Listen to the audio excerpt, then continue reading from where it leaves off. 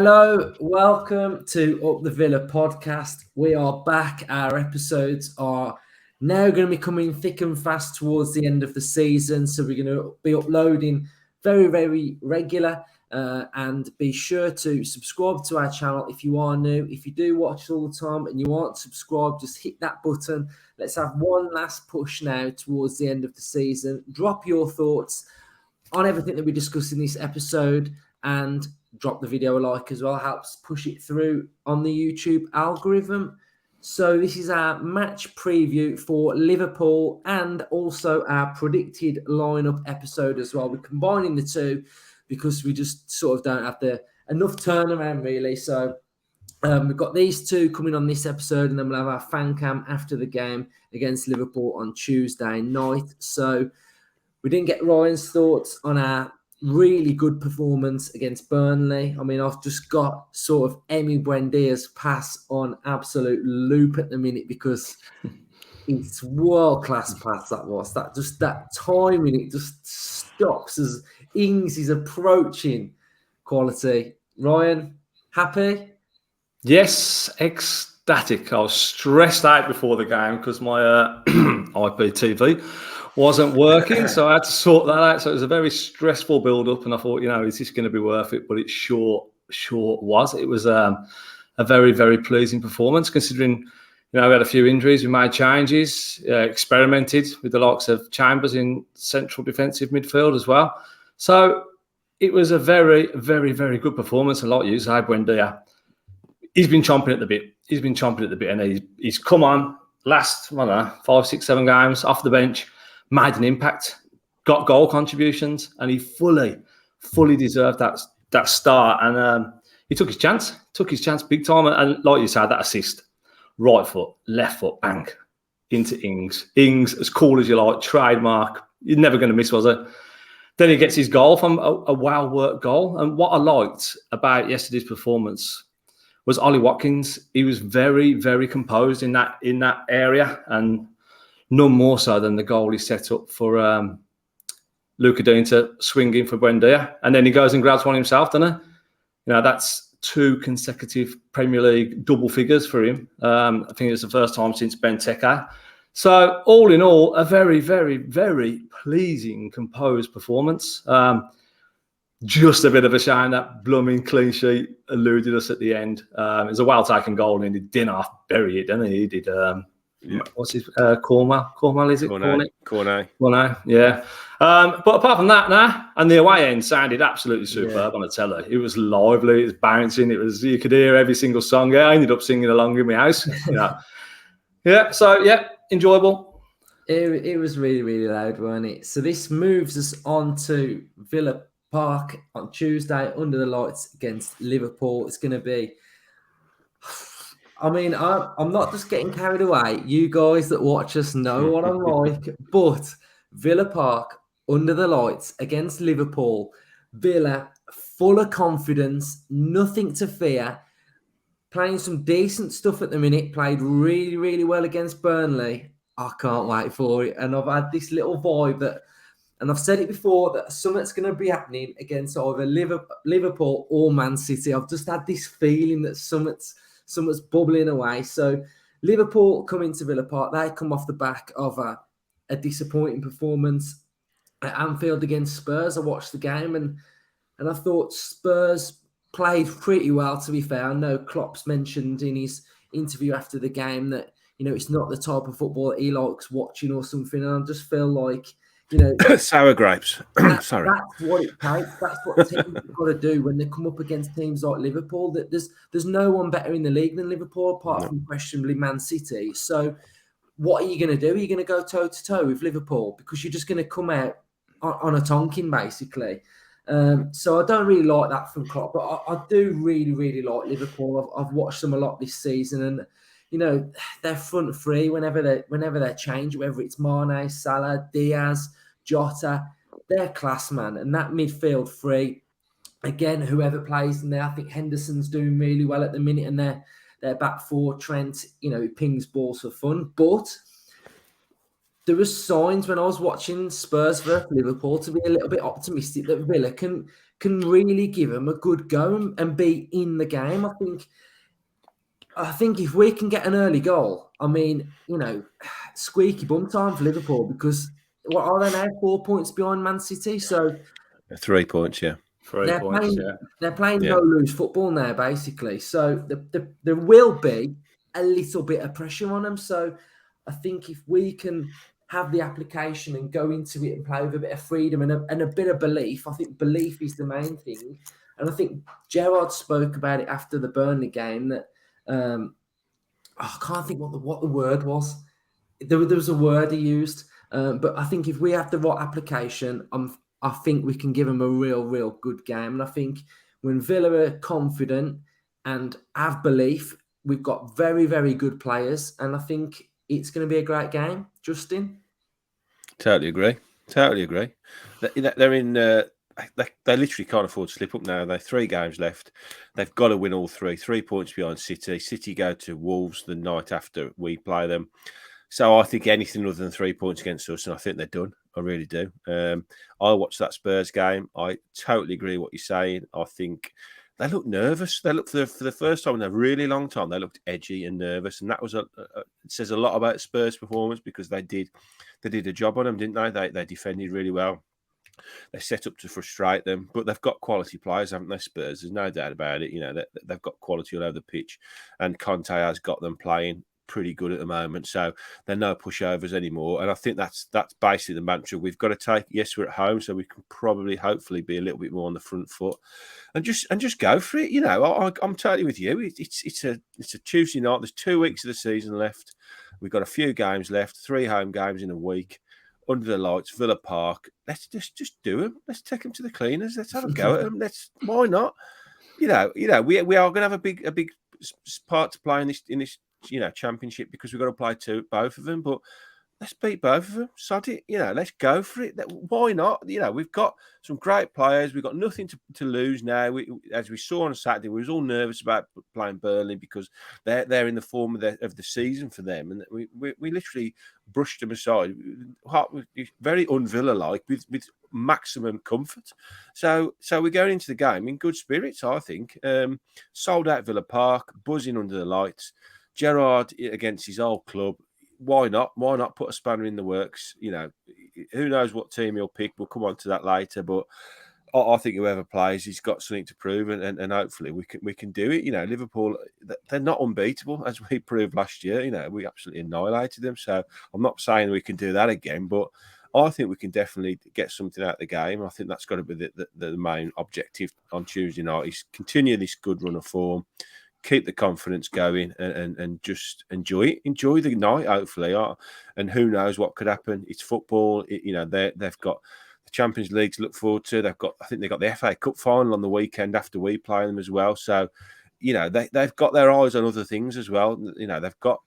It could have maybe caught up with them having this go at all 4 competitions. They're coming towards the end of the season. Every single game now is a huge cup final for them. So, they're only human. They're only like mortals, aren't they? So it's it is gonna catch up with them at some point, and let's try and take advantage of it, because they've slipped up once. Why not slip up again?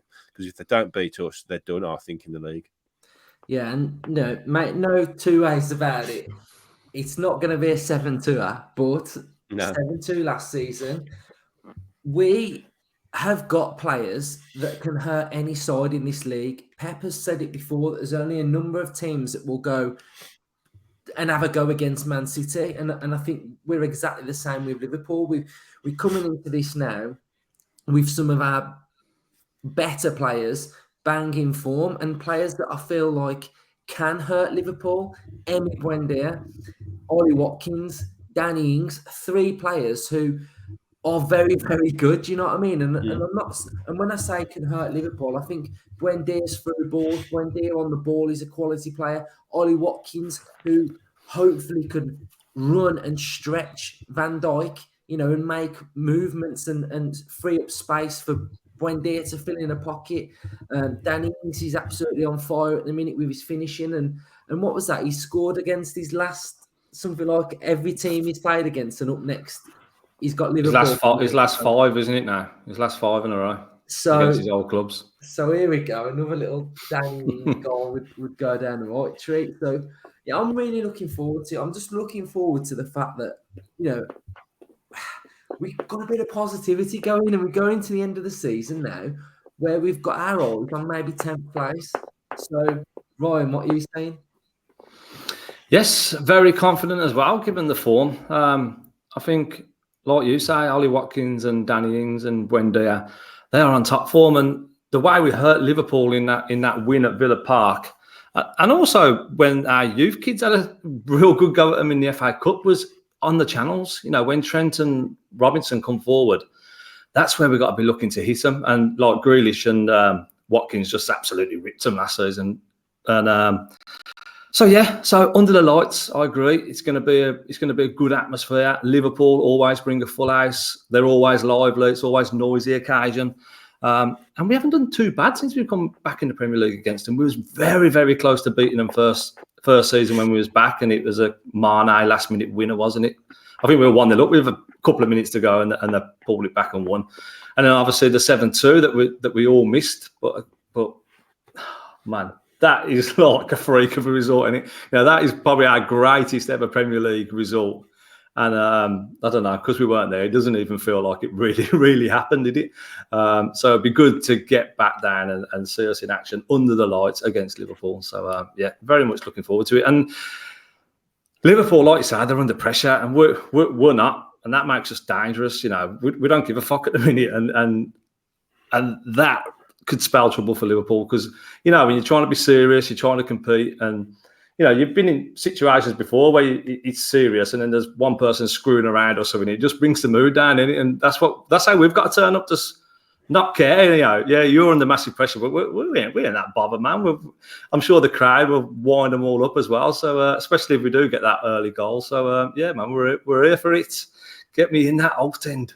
I'd love it if when Klopp does his little stare down in the warm-up, if Gerrard does it, I'd love that. It'd be so funny. But now it'll be a good occasion, and I think we did pretty good against Liverpool, didn't we? When Gerrard took us there at Anfield. What was Don't you think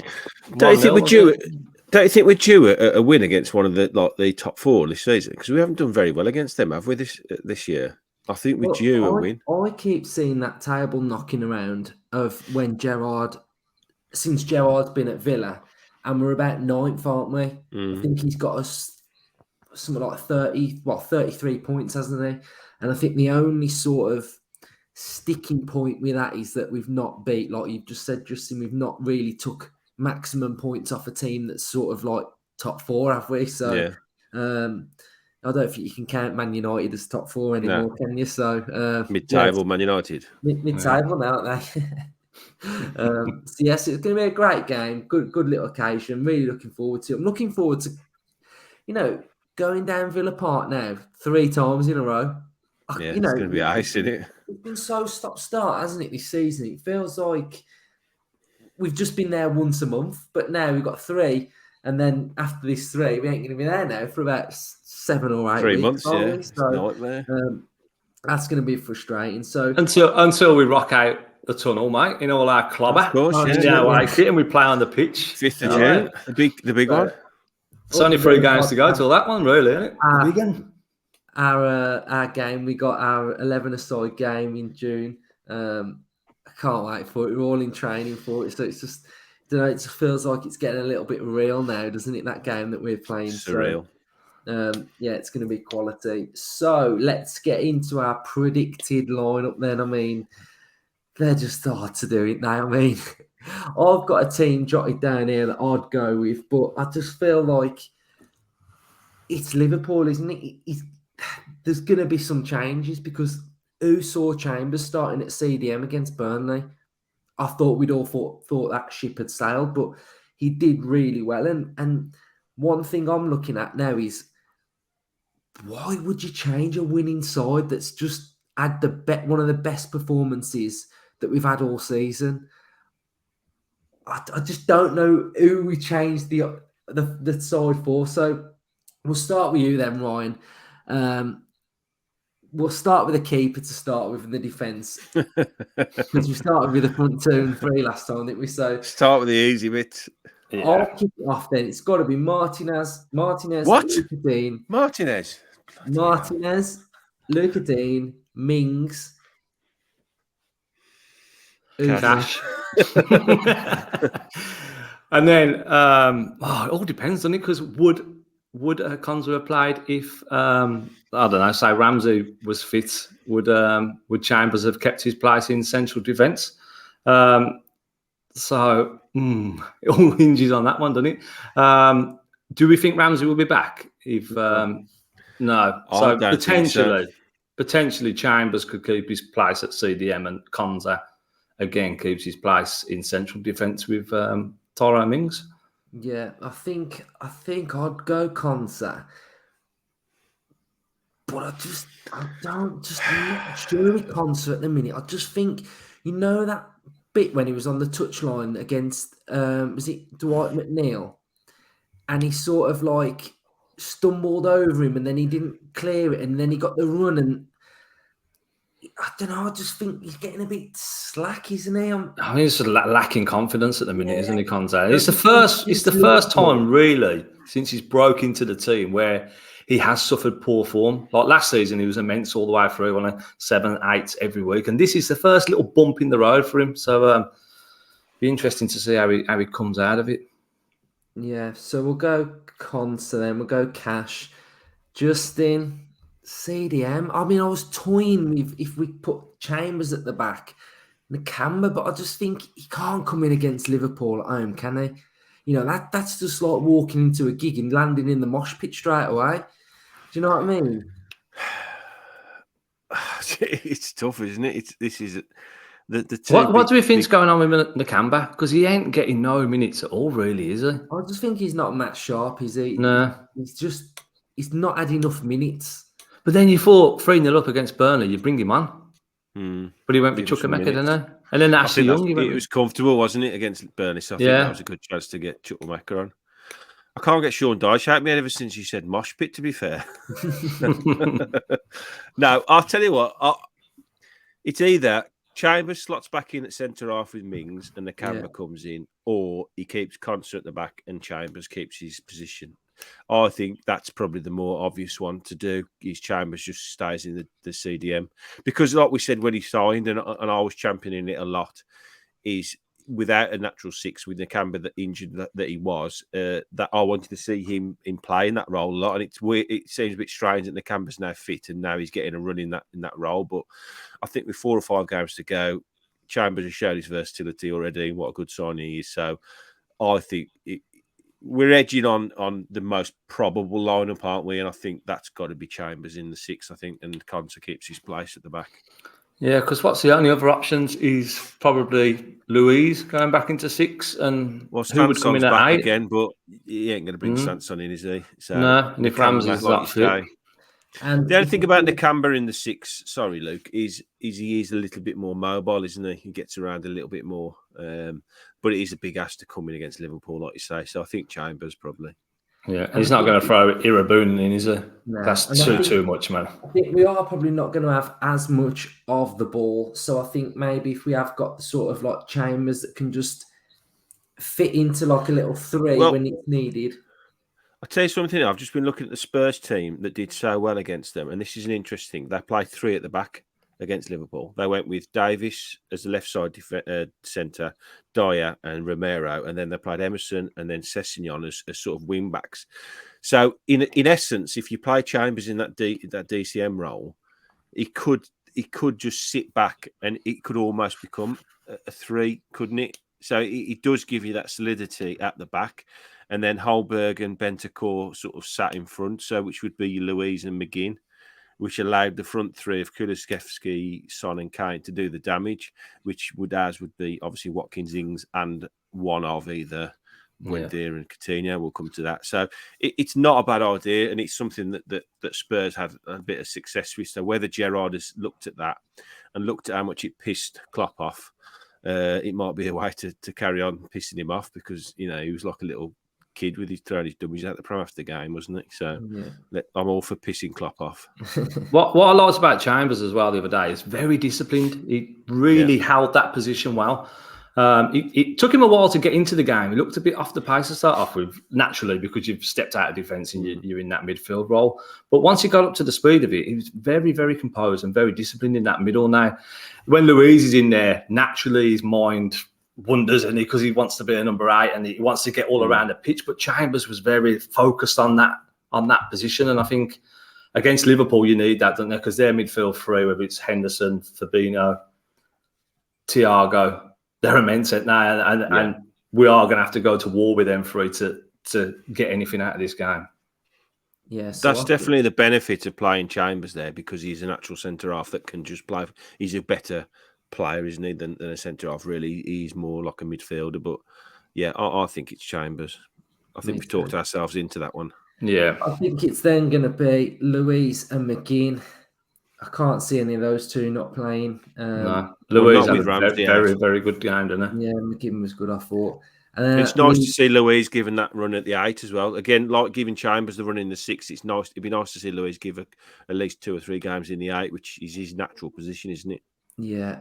So I mean, I'm chomping in here for sticking with the Sam lineup because, and also, sorry, and McGinn was better as well. Wasn't it? That McGinn had a better game because he's got this natural 6 behind him. You know, it's honestly, if we can get a world-class 6 in the summer, our team could really flourish. It could just open up. Possibilities are endless. Our best performances and our best runs have been when the team is balanced. Once we lose that balance and imbalance, we're all over the shop and we become hopelessly exposed. But yesterday, the distances between the defence and the midfield and attack was spot on. It was spot on, and it just allowed everything to work, the whole system to work. Did you both get the same feeling as I got when that team sheet dropped? You just went, you know what I mean? Like, that just looks right. Yeah, it just looks right. It weren't like a surprise because we've spoken so much about seeing Luiz in an 8. We spoke so much about Chambers in a 6. And it was so good to see, wasn't it? It was really good to see, and it really good to see it come off. Because I must admit, I wasn't expecting to get much out of Burnley. A draw, I thought, and just to rock up like that and take over and just dominate was very, very pleasing. I mean, I'm looking at them team sheets at 2:00 now, thinking we ain't got a clue what we're on about. That's what I'm looking at. Right, so for me, Buendia, you can't drop him. After that performance, you can't leave him out. No. No.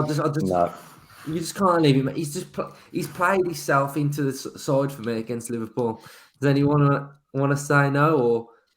Or I'm only going to say there's a possibility that he won't start, only because I have a sneaky feeling that it was something that was discussed prior to the Burnley game. We did, and when I did call the Buendia start, obviously for Burnley, and I thought the reason behind that would be because of Liverpool on Tuesday, and to give Coutinho that little bit of extra rest, get him ready for the game, which is 72 hours after. I don't know. I mean, when Buendia got took off and Coutinho come on, there was a really nice moment between the two, and they gave each other a massive hug, and there seemed to be a lot of respect between the two of them. So I don't think there's any bad blood between them. I think the only way Coutinho starts on Tuesday after that performance is if it was preordained before Burnley, because if you're going solely on the performance on Saturday, Buendia starts every single time, doesn't he?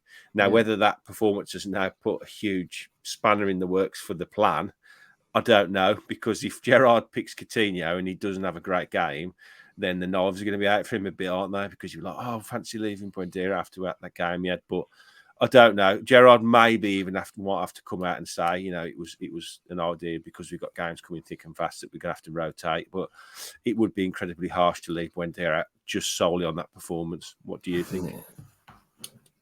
It's going to be a kick in the bollocks to Buendia if he does so, don't he? But if he's been told that before that game, though, do you know what I mean? I'm not saying it's right. Yeah, I know.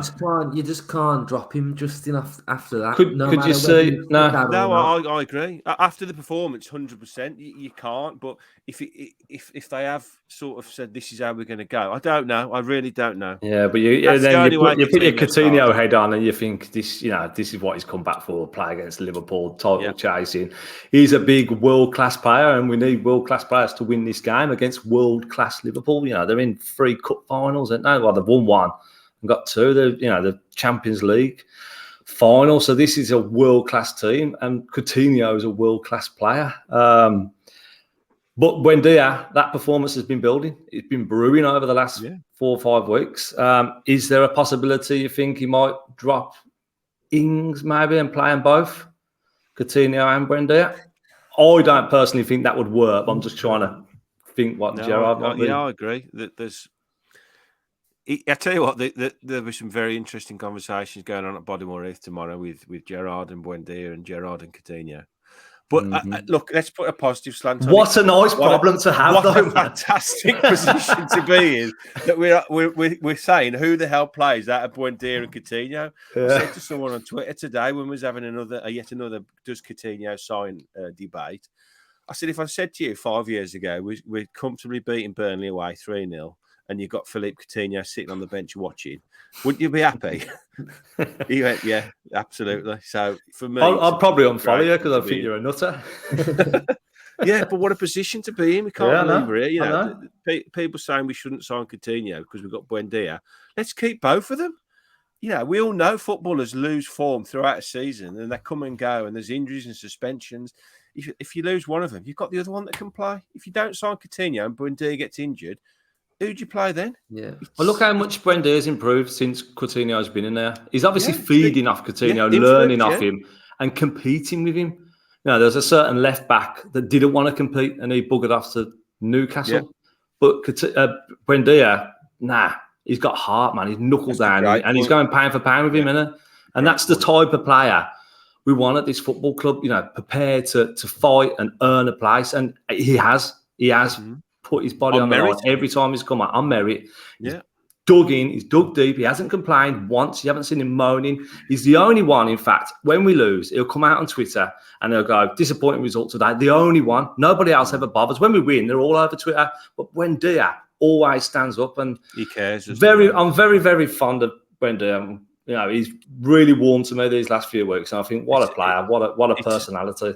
It's a great point, that is, Ryan, because if you're Buendia when Coutinho walks through the door and that's your position you're playing and you're watching the 3rd most expensive footballer in history walking the club and you think, if I can't learn off this guy, then I might as well pack up playing. So and then he's got to then elevate his levels to at least as good as him. He knows he's got to be at least as good as Coutinho to get anywhere near the team. So what a position to be in. Mm. Yeah, and how good training must be at the minute, because Gerrard's mentioned it a few times. If you get your chance, if you're training well and performing, you're getting your chance on the pitch, innit? And you've obviously Buendia's done it, and who come in? Well, don't know. Somebody else has performed well in training. Chukwuemeka must be doing a bit to get some minutes. What do you think of it? What do you think of that? We all thought he was dead in the ground with his contract, but I was surprised he come on. Yeah, I think it was a good opportunity, wasn't it, for him to come on, like with 3-0 up. He's on the bench. He probably looked around and thought, right, give him a few more minutes, give him another little reminder. This is what you could, this is what the future holds for you, mate, if you can stick around. But it's going to be resolved in the summer, isn't it? It's I don't know. I'll be annoyed if he goes, but whatever. What will be, will be. We'll move on without him. Me too. So Watkins had a real good game against Burnley. Sort of back to in form Ollie Watkins, what he does best, which is very, very pleasing. We're going to need to see more of the same for him against Liverpool. And Dan Ings, I think he's going to start again. I think those two banging form, aren't they? Banging the goals now. So I feel may as well have just said at the start it was going to be an unchanged lineup. So unchanged lineup then. Yeah. That's what I feel like, and I think we've all come to that agreeing on it as well. So Yeah. The only reason he changes it is if he wants to rotate because of the quick games in succession. But if you're going on performance and you can't change the winning team, can you? Like you say, the front two both got 2 in 2 now, haven't they, as well? I think Gerrard said that after the game, didn't he? He really likes that 2. He thinks they can play. There's a real partnership building there, and I think I've seen somewhere that they're on about extending Ings' contract as well, aren't they? Yeah, possibly. I've heard that. So, he obviously likes what he sees with them too. And I'm with you, Luke. I thought Watkins was outstanding. Back to what he did the best. He's stretching the back four and getting out wide and facing down people and running at them. And it's lovely to see. Yeah. It's probably my favourite Watkins performance of the season. In his eye, I thought. Yeah. Got that back, which... And the 2 fullbacks...